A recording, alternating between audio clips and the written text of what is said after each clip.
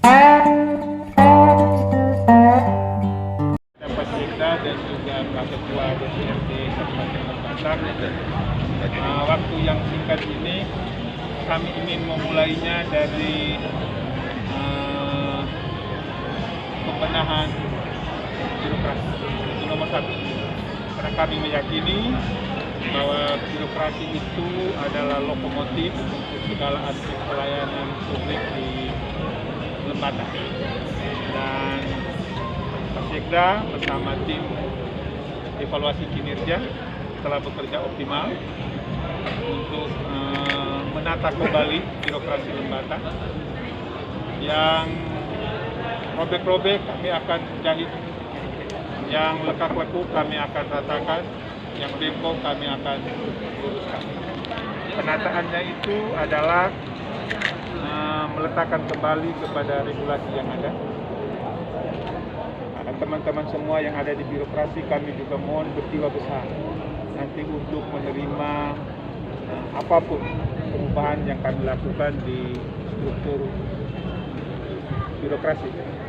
Terutama kami akan menempatkan orang-orang sesuai dengan kualifikasinya. Jadi tingkat pendidikan formal menjadi penting, pangkat dan golongan menjadi penting, menjadi kinerja kami. Dan saya sudah minta restu kepada Pak Ketua DPRD.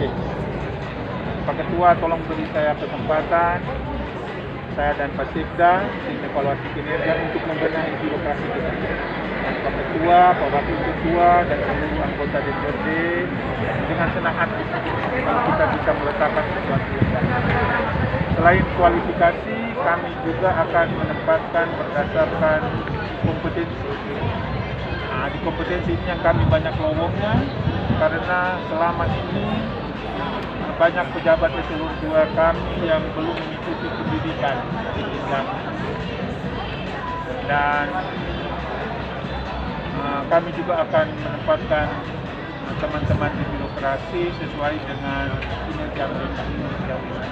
Dan disaksikan oleh Pak Sekda dan Pak Ketua DPRD, saya mau katakan teman-teman yang ingin berada tetap di eselon 2 hari ini selesaikan temuan-temuan oleh APIP, temuan oleh BPK, temuan oleh BPKP.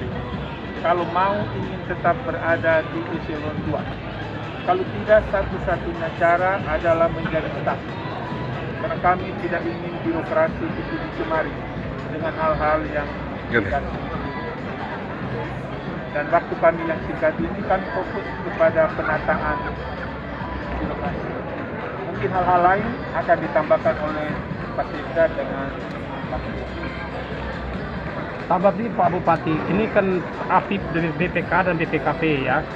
Tapi kan ada ampunan juga Pak. Kalau orang temuan dan dia sudah menyelesaikan temuan itu gimana Pak? Apa masih tetap tidak ada ampun Pak? Ya, kalau sudah menyelesaikan temuan, mari kita bersatu tanto untuk membangun lembaga. Tetapi sepanjang masih ada noda-noda hitam, selamat tinggal. Kami tidak akan memberi toleransi apapun juga. Karena seorang pimpinan harus menjadi contoh. Ketika dia kotor, anak-anaknya pasti kotor juga. Itu yang kami tidak mau. Dan itu menjadi komitmen kami. Dan kami mendapatkan dukungan penuh dari DPRD Kabupaten. Ada ampun toleransinya tidak Pak Bupati? Katakanlah si pejabat A terkendala ada temuannya 200 juta, ada 50 juta, dan dia mengembalikan. Apa yang 200 juta itu tetap disamakan dengan itu Pak? Atau karena siapapun kalau dia sudah mengembalikan, maka selesailah sudah. oh ya, Ya, selesai. Tetapi sepanjang masih ada tunggakan, masih ada sisa-sisa, kita berproses. Demikian. Lalu bagaimana sikap Pak Bupati terhadap dua kepala dinas yang sudah jadi tersangka? Siapapun mau satu, mau dua, mau tiga, mau berapa, yang namanya tersangka untuk sementara akan istirahat untuk mengurus proses hukum.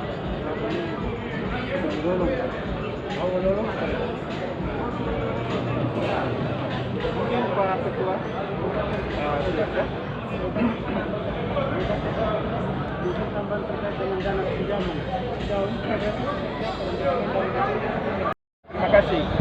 Kemarin Pak Sekda dengan Pak Ketua DPRD sendiri menghadiri rapat secara langsung dengan Kementerian Keuangan, manajemen PT Dalam Negeri, ya, dan ada kesepakatan kami tentang plafon 225 miliar. Hanya perlu kami membenahi administrasi.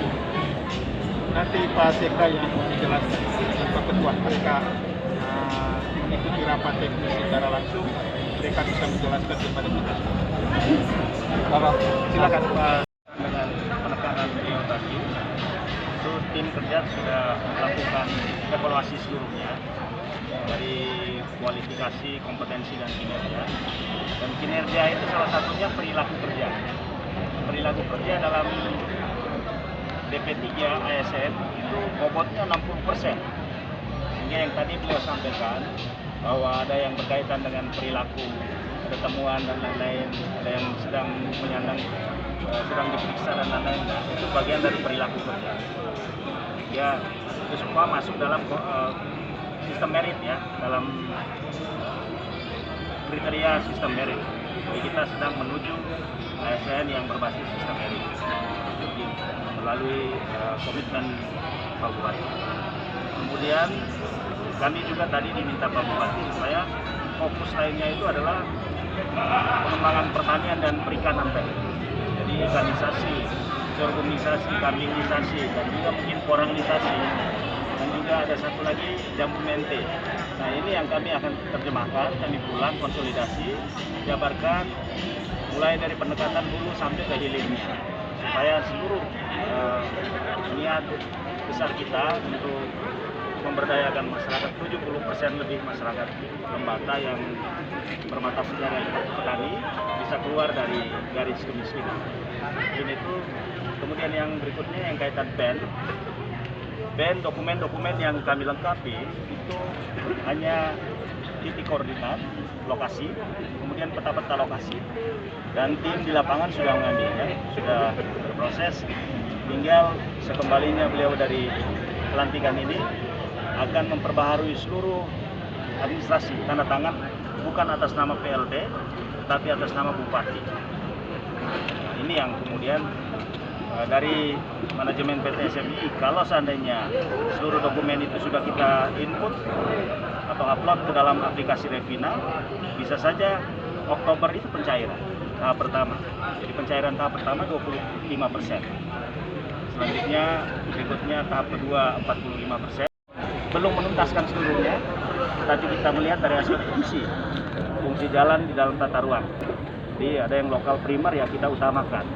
Kalau yang sekunder, kemudian yang bersifat lorong, ya itu mungkin nanti secara perlahan kita menggunakan pendekatan lain. Mungkin itu tadi yang dua tema pertama. Ada tema berikutnya lagi, silakan. Pak Ketua. Ya, pertama itu atas nama lembaga DPRD saya menyampaikan kegiatan dalam tempo 8 bulan, tetapi kerja-kerja kita tidak melihat aspek waktu yang singkat 8 bulan.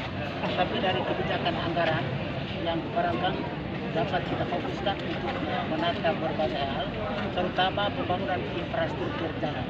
Lembata dalam kondisi defisit anggaran itu dengan sejalan juga dengan niat pemerintah untuk melakukan pinjaman daerah dalam rangka dan memberikan dukungan secara politik dan juga turut serta bersama-sama memberikan dukungan karena yang kita urus ini adalah jalan di mana 63% kondisi jalan di Kabupaten Lembata dalam posisi rusak, baik itu rusak ringan dan rusak berat.